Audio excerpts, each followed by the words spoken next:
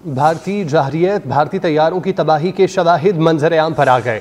9 मई को DGISPR ने joint press conference में भारतीय झूठ का पर्दा चाक किया।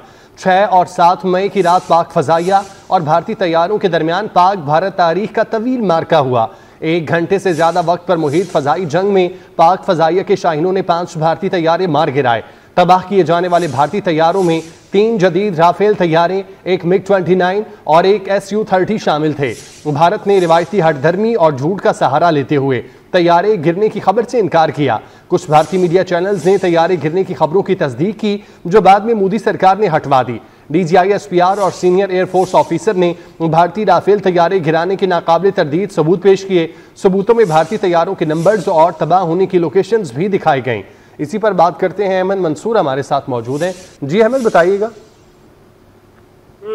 6-7 मई की रात पाक फजाइया और भारतीय तैयारों के दरमियान जो तारीख का तवील मार्का हुआ था, उसमें 5 तैयारे भारतीय गिराए गए थे। राफेल भी शामिल था।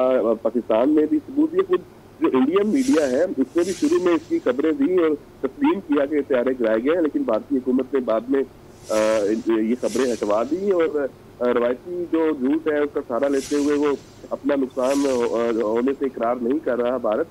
लेकिन इन जो सबूत हैं ये DGISPR की और जो सीनियर एयरफोर्स के अफसर हैं उन्होंने मुश्तरका प्रेस कॉन्फ्रेंस की थी, उसमें ये सारे नाकाबिले तरदीद सबूत दिए थे। इन सबूतों में भारतीय तैयारों के नंबर दिखाए गए, तबाह होने की लोकेशन भी दिखाई गई और जो तैयारा गिरने की सबसे पहली खबर है वो खुद इंडिया टुडे ने जम्मू कश्मीर के इलाके पामपुर से दी थी।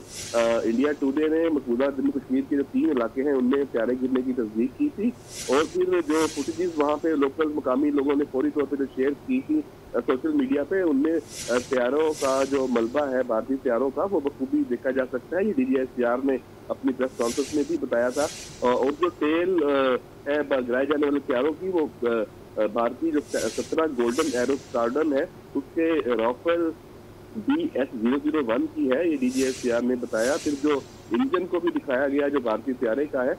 यहाँ ये अहम बात DGISPR ने की थी कि हम 21वीं सदी में रह रहे हैं, कोई 18वीं सदी में नहीं रहते। यहाँ हर चीज अपना निशान छोड़ती है, जिसको डिजिटल जो प्रूफ होता है वो उसे कहते हैं, उसका डिजिटल सिग्नेचर वो मौजूद होता है। और जो BBC का नुमाइंदा है उसने मौजूदा जम्मू कश्मीर से रिपोर्टिंग करते हुए भी कहा था कि पामपुर के इलाके में रात को धमाके की आवाज सुनी गई जो तैयारा गिरने की थी। इसी तरह एक और धमाका जम्मू के इलाके की भी उसने बात की थी।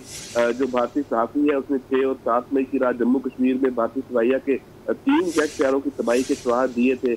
इंडियन एक्सप्रेस और दी हिंदू अखबार ने बठिंडा के करीब एक और भारतीय तैयारा गिरने की खबर दी थी और दी हिंदू पे प्रेशर आया है जो भी हुकूमत की तरफ से, तो उसने 40 मिनट के बाद बठिंडा के करीब तैयारा गिरने की खबर हटा दी थी।